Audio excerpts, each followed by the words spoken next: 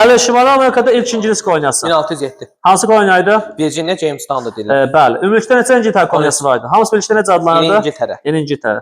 Şimali Amerikadakı İngilis koloniyanı idarə edən rəhbər necə adlanırdı? Kralın təyin etdiyi Qubernator, bəli.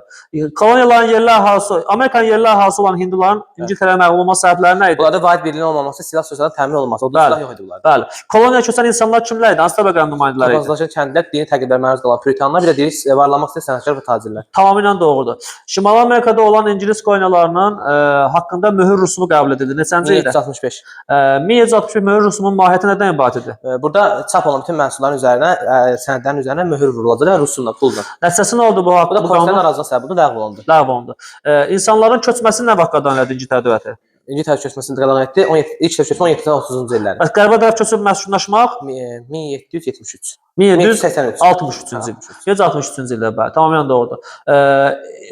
Möhür rüsumunun qəbul edilməsi hansı müşavirəyə keçirilməsinə səbəb oldu? Hansı qərar qəbul edildi? Burada artıq ingilis malları boykot ediləcəkdi. Bəli, ingilislər daha ucuz qiymətə bura çay göndərdilər. Hansı hadisə baş verdi? Burada Boston çay qonaqlığı. Neçənci ildə? 1773-də. 73-cü ildə.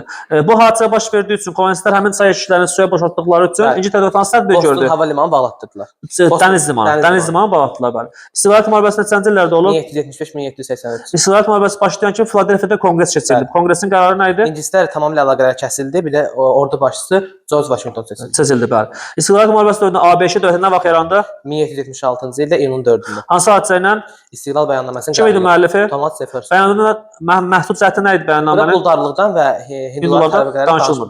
Müharibənin gedişatını dəyişdirən döyüş hansı döyüşdür? Saratoga döyüşü. Neçənci ildə olub? 1777. Bu ABC-nin müstəqil tanınmış dövlət?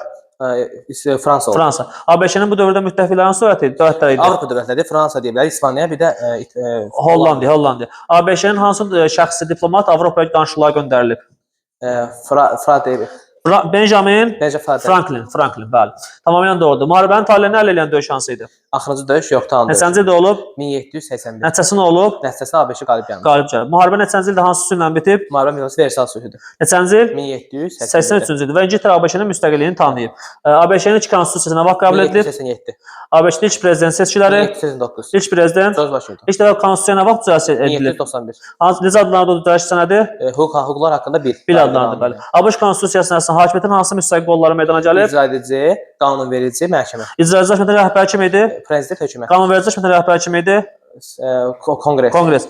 Məhkəmə hakimiyyətin hansı orqanın rəhbərliyi idi? Ali məhkəmə. Tamamilə doğrudur.